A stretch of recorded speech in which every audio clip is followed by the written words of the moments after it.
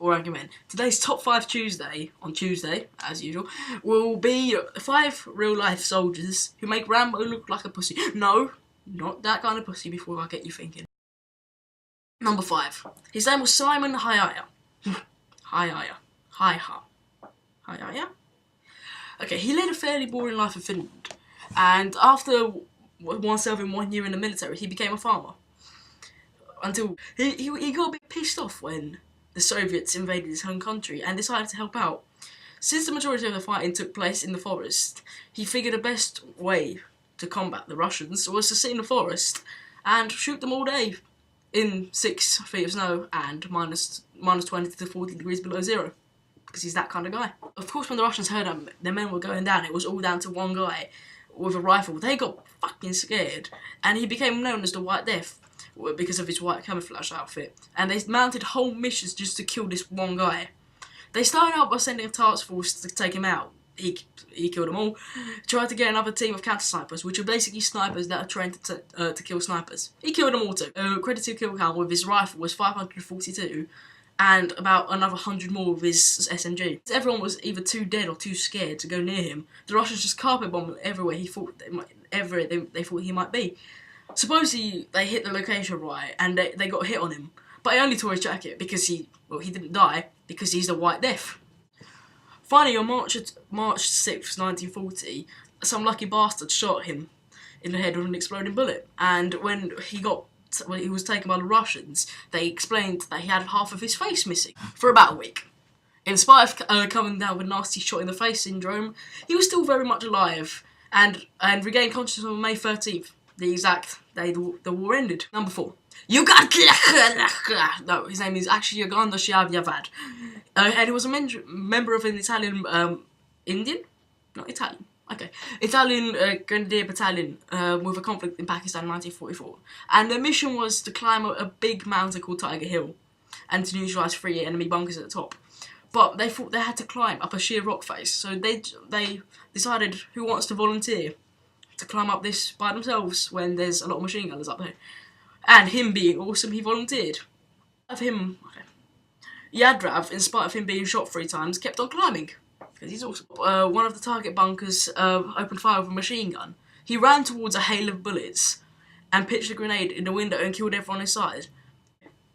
When he reached the top of the mountain, one of the target bunkers had opened fire with a machine gun. He ran towards a hail of bullets and threw a grenade in the bunker, killing everyone inside.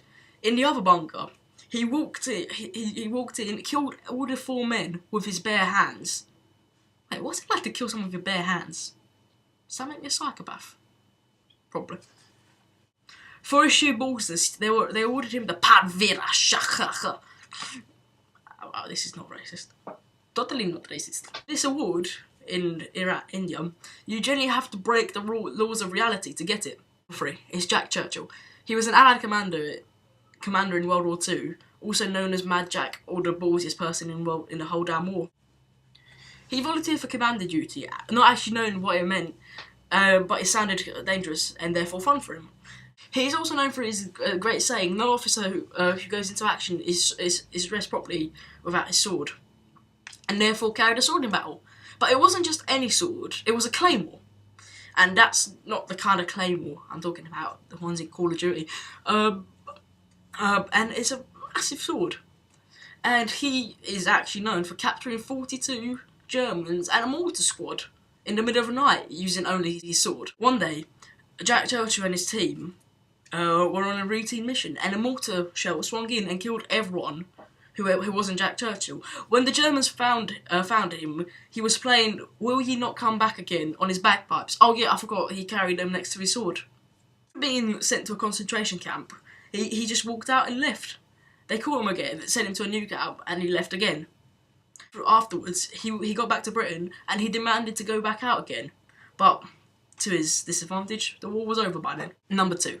Alvin York. He was from a family of redneck farmers in Tennessee who spent most of his youth just getting drunk and getting into crazy bar fights, until one of his friends got killed in one of the bar fights, when afterwards he saw off drinking and became a pacifist.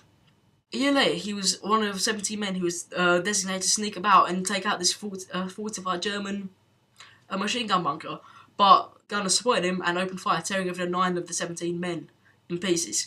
Everyone else except York ran away.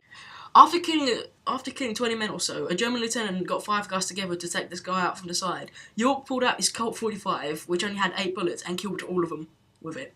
1 bullet per target. And as he said in his diary, it's like shooting turkeys.